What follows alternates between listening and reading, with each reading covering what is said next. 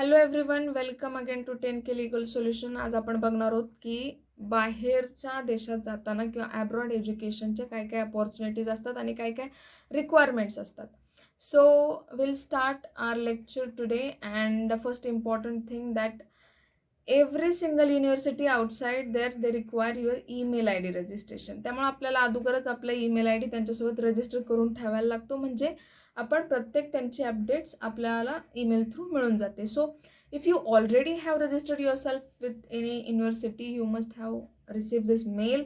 आता सध्या ऑक्सफर्ड युनिव्हर्सिटीचे ॲप्लिकेशन प्रोसेस सुरू झालेली आहे for various courses like bachelor course, master course and even PhD course. So त्या ऑक्सफर्ड युनिव्हर्सिटीचे ॲप्लिकेशन फॉर्म फिलिंग सुरू झालेले आहेत आणि हे अशा काही प्रकारचा मेल त्यांचा येतो आपल्याला.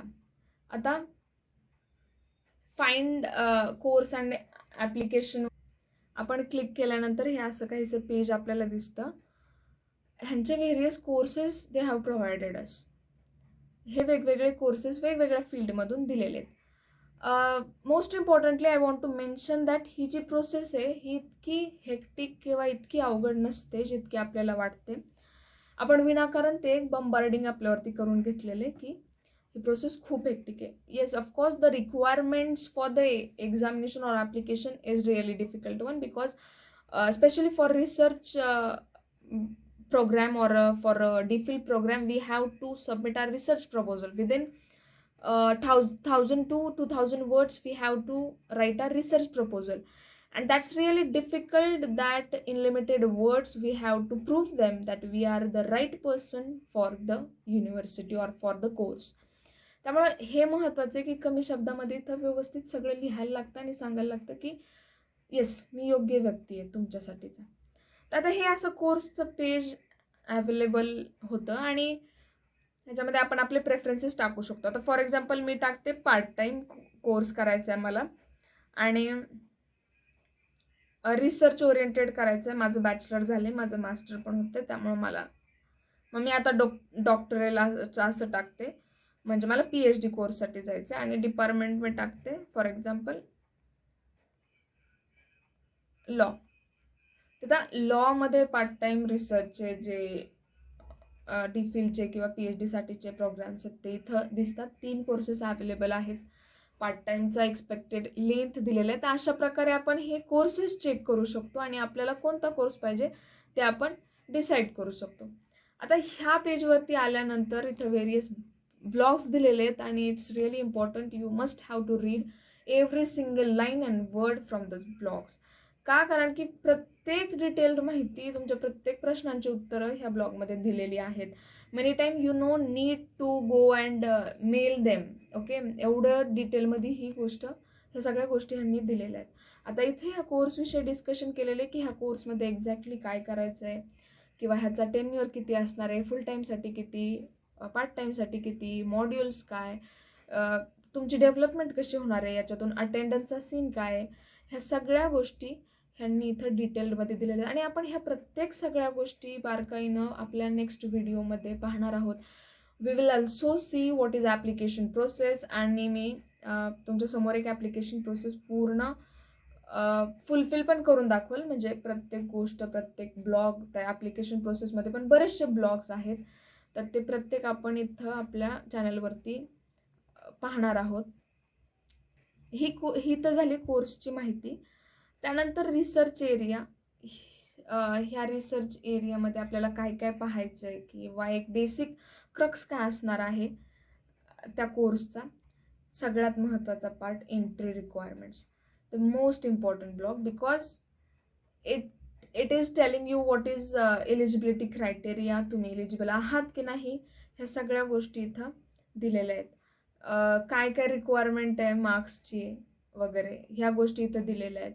त्यानंतर आता काहींचं म्हणणं असं सोशलॉजी बॅकग्राऊंडचे येऊ शकतात का, पॉलिटिकल सायन्सच्या बॅकग्राऊंडचे येऊ शकतात का, तर हे काही बॅकग्राऊंड्स आहेत ज्या फील्डचे विद्यार्थी ह्या कोर्सला येऊ शकतात. क्रिमिनॉलॉजी हा जो कोर्स आपण आता पाहतोय हा लॉच्या फॅकल्टी अंडर येणारा कोर्स आहे, but still history student also can go for the criminology. That's really a beautiful part of other abroad universities. Okay, what is GRE number आणि हे GRE स्कोर, टेस्ट स्कोर, हे सगळं आपण पाहणार आहोत. आणि त्यानंतर सगळ्यात महत्त्वाचं म्हणजे हे इंग्रजीचं ओझं, म्हणजे हे इंग्लिश लँग्वेज टेस्ट.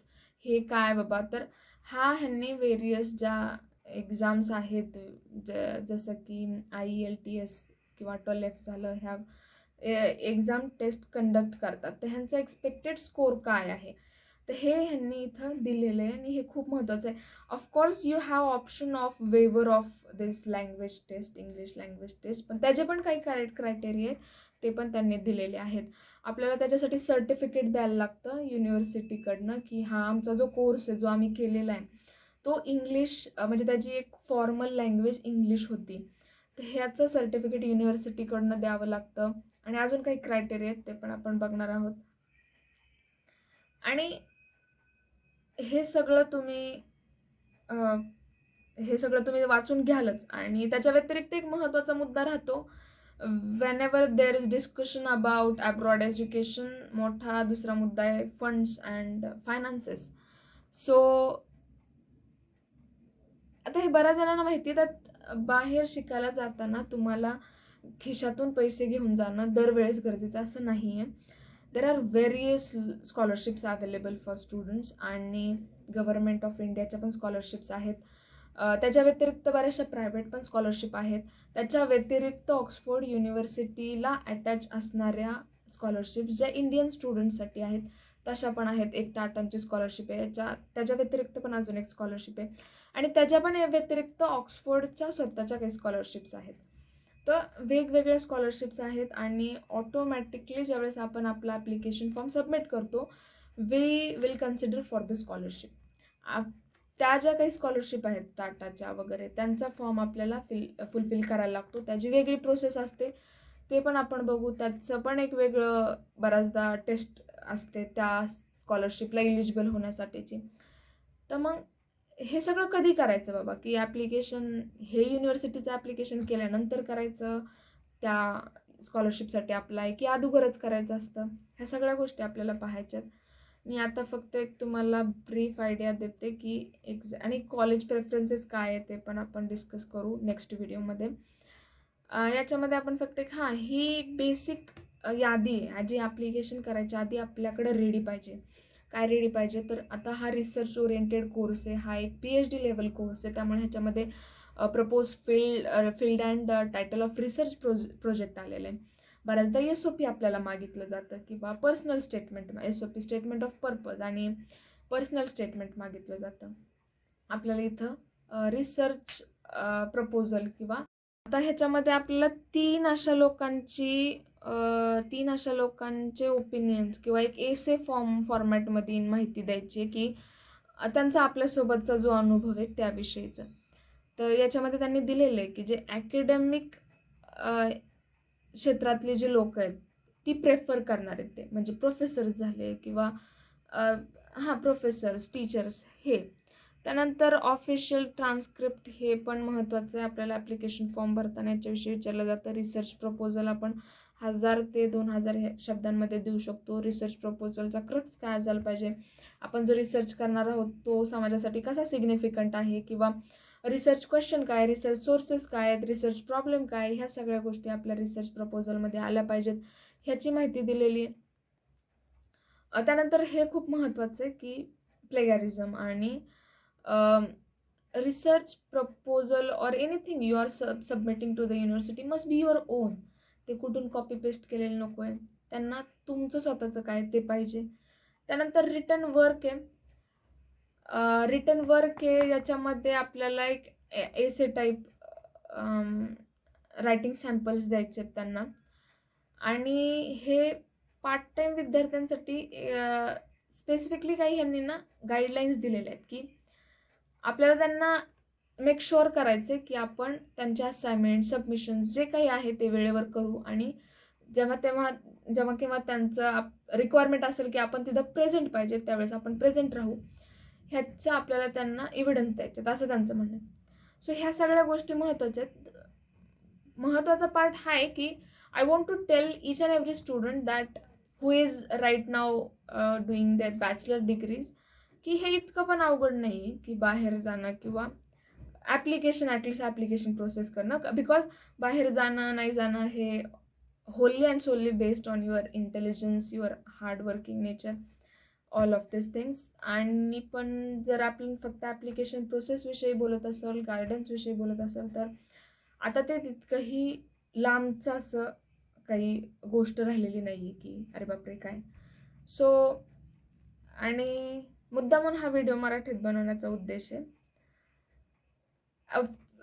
ह्या सगळ्या प्रोसेसची पुढची माहिती पण आपण पुढच्या व्हिडिओमध्ये बघू.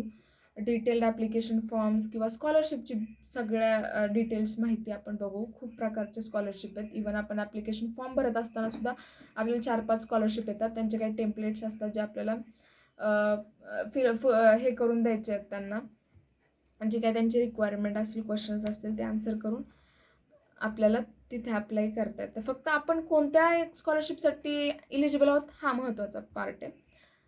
So for further information keep watching 10K legal solutions. आपण पुढे बघतच राहू की पुढे प्रोसेस करायची. आणि हां, महत्त्वाचं म्हणजे की डेडलाईन काय आहे, तर डेडलाईन आहे 28 जानेवारी 2026 रात्री 12पर्यंत. म्हणजे आपण 4 तास घड्याळी पुढं आहोत त्यांच्या. So you calculate the timing. तर जानेवारीपर्यंत ॲप्लिकेशन प्रोसेस सुरू आहे. पुरेसा वेळ पण आहे. So will see step by step कशी प्रोसेस आहे.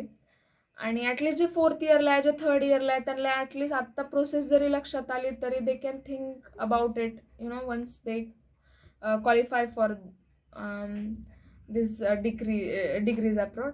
आणि हां, जे लास्ट सेमिस्टरला आहेत, जे लास्ट इयरला आहेत, ते अप्लाय करू शकतात का नाही हा जर प्रश्न असेल तर बऱ्याचशा ठिकाणी हो. जसं आता ह्याच कोर्समध्ये जे लास्ट इयर मास्टर्सला आहेत ते अप्लाय करू शकतात असं दिलेलं आहे त्यांनी. त्यामुळं तो पण एक क्रायटेरिया चेक करणं गरजेचं आहे. ओके. सो ह्याच्या व्यतिरिक्त जे पण काही पॉईंट्स राहिलेले आहेत किंवा तुमचे काही प्रश्न आहेत, तुम्हाला असं वाटतं हे बोलायचं राहिलं किंवा हे नेक्स्ट व्हिडिओमध्ये कव्हर करा. सो ते कमेंट करा तुम्ही. आपण नेक्स्ट व्हिडिओमध्ये ते नक्की कन्सिडर करू. So this is all for today आणि थँक्यू सो मच.